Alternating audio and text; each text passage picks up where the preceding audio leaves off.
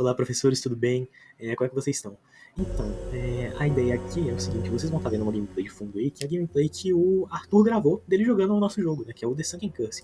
E o que é o The Sunken Curse? É um jogo de roguelike, plataforma, em que você é um explorador em busca do tesouro perdido dos piratas. Você utiliza o WASD para se movimentar, para bater você usa o mouse 1, e para atirar você usa o mouse 2. O objetivo do jogo é derrotar o boss final e encontrar o tesouro perdido dos piratas. Os personagens do nosso jogo, a gente fez um mergulhador pirata com escafandro, que no caso é o jogador que vocês estão vendo aí, o Arthur mexendo com ele, mergulhando com ele, né? O escafandro é essa roupa de pirata mais antiga que a gente vê muito em filmes. O inimigo básico é essa barracuda, que é esse peixinho azul que tá aí, e o boss, que é o tamboril, que é esse peixão gigantesco com a lanterna na frente da boca, que a gente vê, toda criancinha já passou muito medo de vendo esse peixe. E a gente também tem o vendedor, que é o polvo, que o povo, no caso, ele usa as moedas, as moedinhas, essas moedas douradas, esses coletáveis dessa moeda, como moeda de troca pra vender suas coisas, né? Porque ninguém trabalha de graça, não existe almoço de graça, convenhamos. A gente também, além da moeda de coletável, a gente tem o coração, que ele serve para recuperar a vida. E o que a gente fez nessa sprint? O que a gente entregou? Bom, basicamente, a gente implementou a inteligência artificial, que no caso é a estrela, que é o algoritmo de pathfinding dos inimigos. A gente finalizou as mecânicas de ataque do personagem. Então vocês estão vendo aí que os ataques são funcionais, o Arthur tá tanto batendo quanto atirando. E a gente concluiu os upgrades da loja, então vocês vão vendo aí, conforme o Arthur for jogando o jogo, ele vai usar essas moedinhas e ele vai comprar upgrades que vão deixar o personagem mais forte. A Catarina também fez animações maravilhosas, lindas, tanto pro nosso mergulhadorzinho, tanto pros inimigos, e os inimigos englobam o boss também, que é o tamborilzão. A gente implementou os coletáveis, como eu acabei de falar, e a gente fez o design de som. O Arthur chegou a mostrar aí o design de som, ele abaixando e aumentando o volume do jogo. Então o jogo está completamente com som.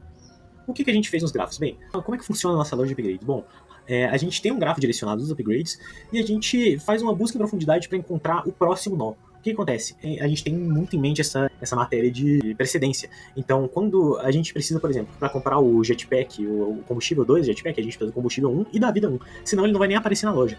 A gente faz isso usando vértices ponderados e a gente vai identificar a vizinhança do vértice para ver se o player tem algum antecessor para aquele vértice que não está comprado ainda. Se ele tiver algum antecessor que não está comprado, o vértice nem aparece. A implementação de ar. Bom, a gente utilizou o algoritmo estrela para aumentar os inimigos. A heurística utilizada para a estrela é a distância diagonal. E a gente implementou uma zona de perseguição para inimigos. A gente tem, na verdade, duas zonas. Uma das zonas é uma zona onde o inimigo ele vai começar a perseguir o jogador. E a outra zona é uma zona maior do que a primeira, de onde o jogador vai ter que sair pro inimigo parar de seguir ele. O inimigo para de seguir o jogador e ele volta para a área onde ele estava, quando ele foi adicionado, dando mais ou menos uma ideia de patrulha. A gente tem alguns métodos, né, para o nosso algoritmo estrela, que é o A-Star Pathfinding. Ele detecta a posição de início e destino do nosso jogador. A gente realiza alguns cálculos para encontrar o caminho e retorna o caminho com uma lista de posições. Para retornar essa lista, a gente tem um array, que chama Directions, que tem os movimentos cardinais e diagonais. A gente também tem os nós, que são a sua posição no grid. Tem o custo G e o custo H, usados para calcular o melhor caminho. A gente tem parent também, a referência para o nó anterior no caminho. O nosso custo G é a distância do ponto inicial até o nó atual. O custo H é a heurística da distância diagonal. E o custo F é a soma do G mais o H.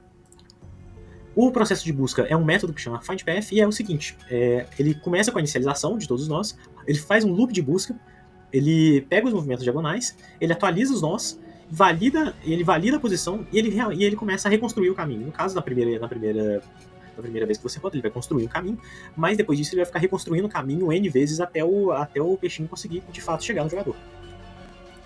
Sobre a arte e a identidade visual, como vocês podem ver, tá tudo animado, tanto os sprites, todos os sprites estão animados. A gente tem o boss, que tá muito bonitinho, eu adorei o boss, o jogador, ele anda, ele tem esse movimento de jetpack que eu pessoalmente eu achei ele muito bonitinho. O cenário e a fase, a gente tem esse tileset, que são as plataformas, essas plataformas meio com musgo, a gente tem essas plataformas sem o musgo, a gente também tem essa areia, as algas, as duas diferentes algas que a gente pode encontrar durante a nossa aventura. E para as nossas perspectivas futuras? Bom, o que a gente quer planejar para o futuro?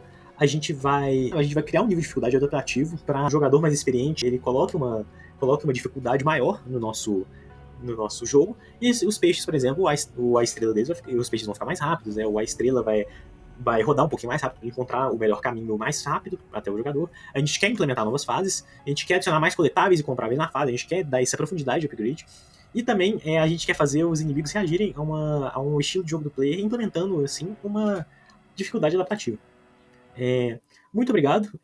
Meu grupo consiste no Arthur aí, que está apelando o jogo para vocês, o Bernardo, que fez a IA, a Catarina, que fez a arte e o roteiro, eu que fiz a build, eu fiz a fase e o design de som do jogo, O Jota fez o Gabriel Jota fez os grafos, o Henrique Lourenço fez a documentação, o Henrique Oliveira fez a build e a arte, e a Larissa fez a IA e trabalhou na documentação também. Muito obrigado.